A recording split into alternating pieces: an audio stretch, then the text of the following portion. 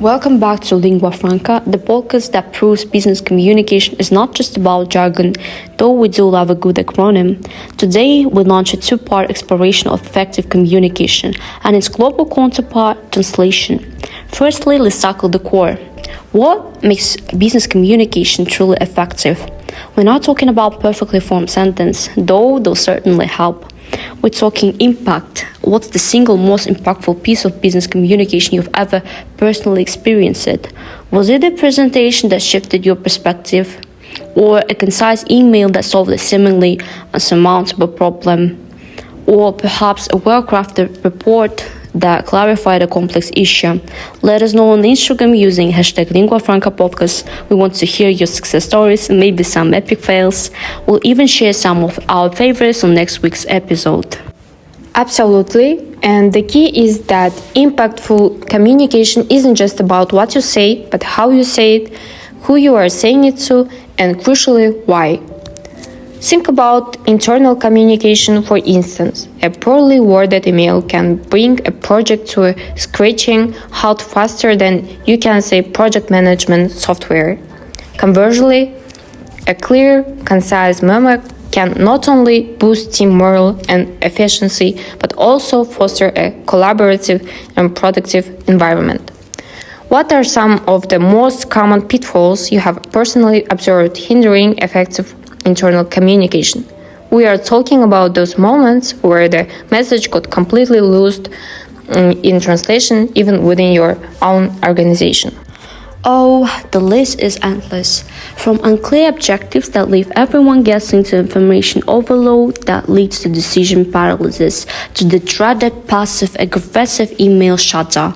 And let's not forget the infamous reply all, just disaster. But effective internal communication requires more than just avoiding pitfalls. It demands proactive strategies. Think about regular, well-structured team meetings and also an open-door policy that encourages open dialogues, clearly defined performance expectation, and crucially, the right communication tools. The right tech can be the difference between a smoothly running machine and a complete breakdown. Imagine trying to collaborate on a complex project using only outdated tools. Precisely. And then we move to the external realm of communication, a completely different beast altogether. Here, you are vying for attention in a marketplace saturated with messages. How do you cut through the noise? What is the most memorable advertisement you have ever encountered? Was it the clever wordplay, the striking visuals, a unique and unexpected approach that made you stop and take notice? So let's dissect what made it stick in your mind. Because effective external communication is all about crafting a narrative that resonates deeply with the target audience, a story so compelling that it grabs their attention and refuses to let go. So consider the power of storytelling in business. It's more than just marketing. It's about connecting with people on an emotional level. And let's not forget about stakeholders communication, a delicate dance requiring diplomacy, transparency, and also a healthy dose of strategic storytelling. You need to keep everyone from investors to customers to regulators and partners informed, engaged, and also feeling valued. This is the bedrock upon which trust is built or conversely shattered. Think of the damage that can be caused by a poorly communicated financial report or a lack of transparency surrounding significant company changes. Trust is cornerstone of sustainable relationship in the business world, and communication is the key to building and maintaining that trust. Failure to communicate effectively can have catastrophic consequences.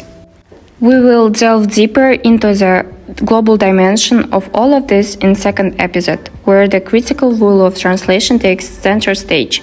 But for now, remember that successful business communication is a dynamic, ever-evolving process, constantly adapting to both internal and external pressures. It demands careful planning, unwavering clarity, and yes, sometimes a healthy dose of humor to keep things engaging and relatable. Don't forget to subscribe to our Instagram called Lingua Franca Podcast and make sure that you left your feedbacks regarding to our podcast. We really appreciate it. So look forward to hearing from you.